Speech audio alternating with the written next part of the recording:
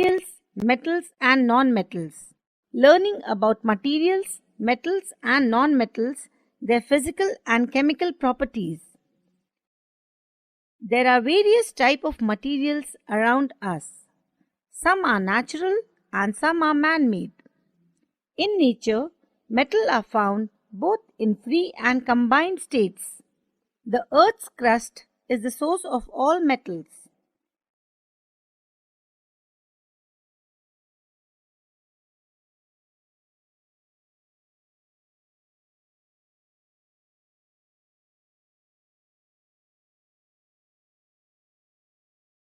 You are familiar with a number of materials like iron, aluminium, copper, etc. Metals shine in their pure state. This shining property of the metals is called metallic luster. Gold is yellow and copper is reddish brown. Aluminium, iron and silver appear white. Metals are generally hard. Hardness of metals varies from one metal to another. Metals can be distinguished from non-metal on the basis of their physical and chemical properties. The luster and hardness are physical properties. Physical properties of metals and non-metal. Activity. Take a small iron nail, a coal piece, a piece of thick aluminium wire, and a pencil lead. Beat the iron nail with a hammer. But take care that you don't hurt yourself in this process. Try to hit hard. Hit hard also the aluminium wire. Then repeat the same kind of treatment on the coal piece and pencil lead. You see that the shape of iron nail and the aluminium wire changed on beating. If they were beaten harder, these could be changed into sheets. We all are familiar with silver foil used for decorating sweets and the aluminium foil used for wrapping food. The property of metal by which they can be beaten into thin sheets is called malleability. Materials like coal and pencil lead do not show malleability. Can you hold a hot metallic pan which is without a plastic or a wooden handle and not get hurt? Perhaps not. Why? Plastic and wood are not good conductor of heat. You must have seen an electrician using his screwdriver.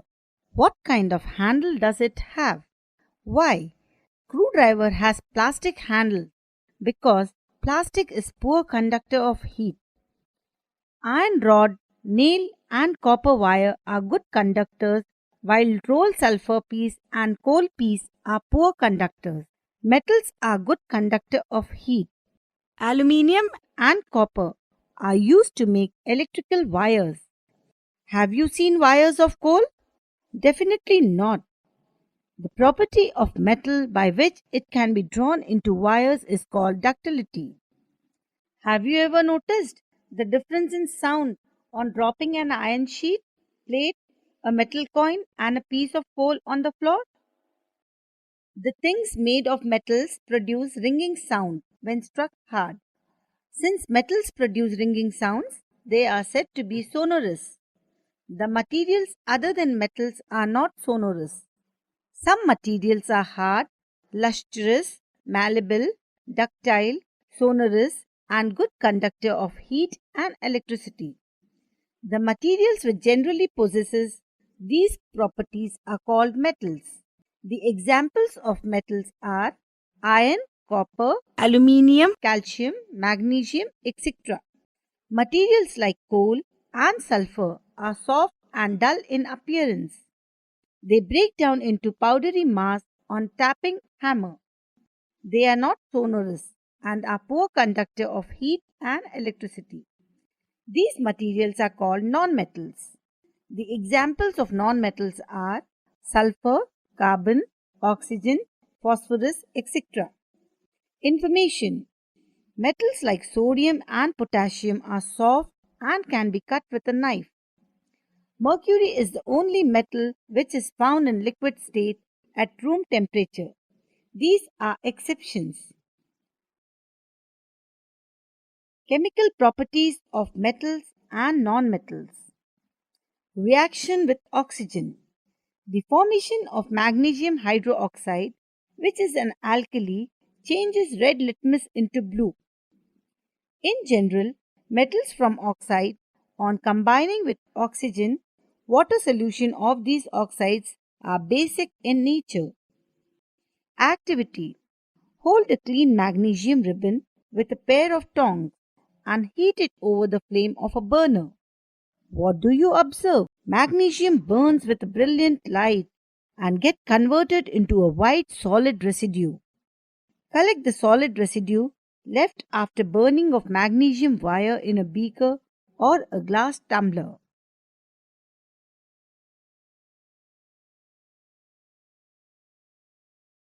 Add a little water to it and stir the mixture. The following chemical reaction occurs. Magnesium plus oxygen produces magnesium oxide. Magnesium oxide plus water produces magnesium hydroxide. Now introduce a strip each of red and blue litmus paper into the solution. You will notice that blue litmus is unaffected while the red litmus changes into blue, indicating that the solution is alkaline. Does copper wire also get rusted? I have seen a greenish deposit on the surface of copper vessels. When a copper vessel is exposed to moist air for a long time, it acquires a dull green coating. The green materials is a mixture of copper hydroxide and copper carbonate is formed on its surface. So copper can rust if exposed to moist air for a long time. Let us now observe the reactions of non-metals with oxygen. Activity. Take a small amount of powdered sulfur in a deflagrating spoon and heat it. If deflagrating spoon is not available, you may take a metallic cap of any bottle and wrap a metallic wire around it and give it a shape of a spoon. As soon as sulfur starts burning, introduce the spoon into a glass jar, glass tumbler, cover the tumbler with a lid to ensure that the gas produced does not escape. Remove the spoon after some time. In the reaction of sulfur and oxygen, sulfur dioxide gas is formed. Add a small quantity of water into the tumbler and quickly replace the lid. Shake the tumbler well. When sulfur dioxide is dissolved in water, sulfurous acid is formed. Check the solution with red and blue litmus papers. The sulfurous acid turns blue litmus paper red. This change indicates that the solution is acidic in nature. Generally, oxides of nonmetals are acidic in nature. Reaction with water. Let us see how metals and nonmetals react with water. Sodium metal is very reactive. It reacts vigorously with oxygen and water. A lot of heat is generated in the reaction. It is therefore stored in kerosene. Activity. During demonstration, special care should be taken that the size of sodium metal piece is roughly the size of a wheat grain. It should be held with a pair of tongs. Take a 250 ml beaker, glass tumbler, fill half of it with water. Now carefully cut a small piece of sodium metal. Dry it using filter paper and place it in the trough. You will observe that metals start moving in water with a hissing sound. Soon the metal piece catches fire. The chemical reaction between sodium and water produces hydrogen. A lot of heat is liberated in this reaction. As a result, hydrogen and metal catch fire. The reaction between sodium and water can be expressed by the following equation. Sodium plus water produces hydrogen. You observe that sodium reacts vigorously with water. Some other metals do not so. For example, iron reacts with water slowly. Generally, non-metals do not react with water, though they may be very reactive in air. Such non-metals are stored in water. For example, phosphorus is a very reactive non-metal. It catches fire if exposed to air. To prevent the contact of phosphorus with atmospheric oxygen, it is stored in water. Reactions with acid. Let us see how metals and non-metals behave with acids. Collect a few small pieces of aluminium, copper, and iron. Put a piece of each metal in a separate test tube and add to it about 10 ml of dilute hydrochloric acid. If no reaction occurs, warm the test tube gently, pointing its mouth away from your face. Observe the reaction carefully. Test the gas being evolved in each case by bringing a glowing incense stick near the mouth of the test tube. You will find that in all cases except copper, it burns with a pop sound, indicating that the evolved gas is hydrogen. The reaction of hydrochloric acid with aluminium and iron are shown in the following chemical reaction.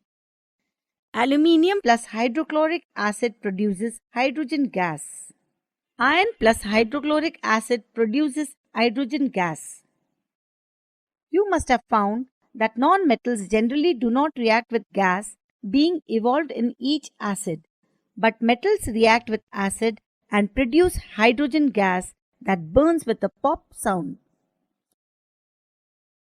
You must have noticed that copper does not react with dilute hydrochloric acid, even on heating, but it reacts with sulfuric acid. Reactions with bases. Activity. During the preparation of sodium hydroxide solution, care should be taken that pellets of sodium hydroxide are handled with a plastic spatula. Prepare a fresh solution of sodium hydroxide in a test tube by dissolving 3-4 pellets of it in 5 ml of water. Drop a piece of aluminium foil into it. Bring a burning matchstick near the mouth of the test tube. Observe carefully. What does the pop sound indicates? As before, the pop sound indicates the presence of hydrogen gas. Metals react with sodium hydroxide to produce hydrogen gas. Reactions of non-metal with bases are complex. Displacement reactions.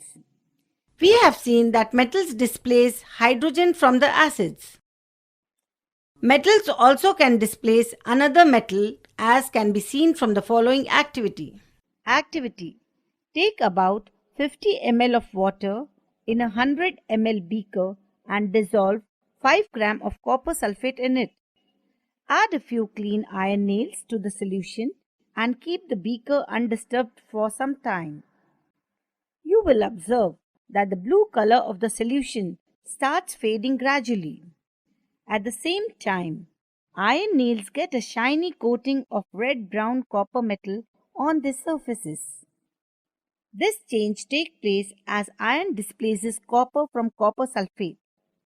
Copper separated from its compound forms a coating on the iron nail. This chemical reaction of this displacement process can be shown as follows.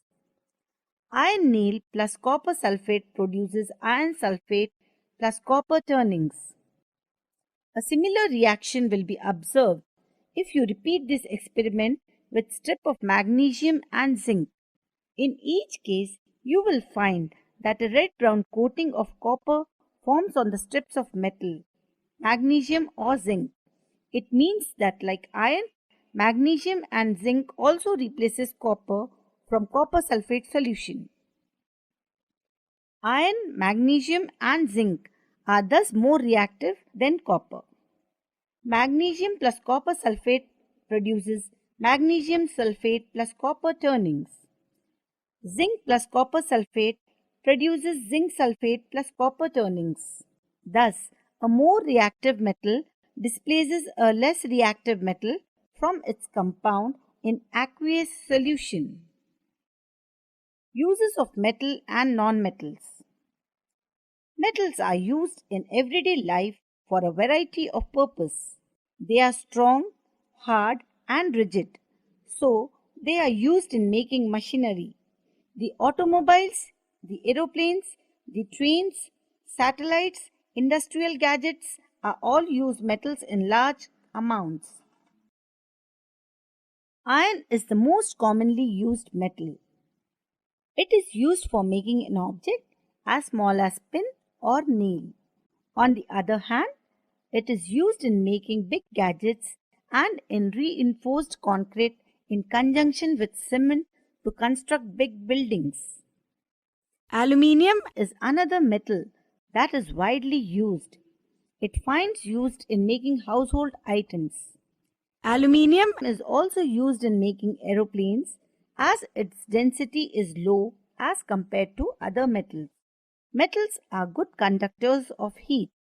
Hence, they are used in making cooking utensils and water boilers. Metals like iron, copper, and aluminium are used for these purposes. The most important use of copper is in electrical gadgets. It is also used for household wiring. Nowadays, aluminium wire is used for making electrical cables because it is much cheaper than copper. Gold and silver are used to provide fine electrical contacts in computers and solar cells. Gold and silver are widely used for making jewelry. Highly reflecting mirrors are made of silver since it reflects about 90% of light falling on it. Non-metals, on the other hand, have dull appearance and generally are not good reflectors of light. Information. In a chemical reaction, new substances are formed. These substances are different from those which underwent the reaction. Now, if a substance cannot be broken down further by chemical reactions, by cooling, heating, or by electrolysis, it is called element. Sulfur is an element. So is iron. Carbon too is an element. The smallest unit of an element is atom. The atom of an element remains unaffected by physical changes in the element. For example, an atom of liquid sulfur would be exactly the same as an atom of solid or vapor sulfur. There are no more than 92 naturally occurring elements. An important classification of element is in terms of metals and non-metals. Most of the elements are metals. Less than 20 are non-metals. A few are metalloids, which possess characters of both metals and non-metals. Summary. Metals are lustrous, whereas non-metals have no luster. Generally, metals are malleable and ductile and are good conductor of heat and electricity. Non-metals do not have these properties. On burning, metals react with oxygen to produce metal oxides which are basic in nature. Non-metals react with oxygen to produce non-metallic oxides which are acidic in nature. Some metals react with water to produce metal hydroxide and hydrogen gas. Generally, non-metals do not react with water. Metals react with acid and produce metal salts and hydrogen gas. Generally, non-metals do not react with acids.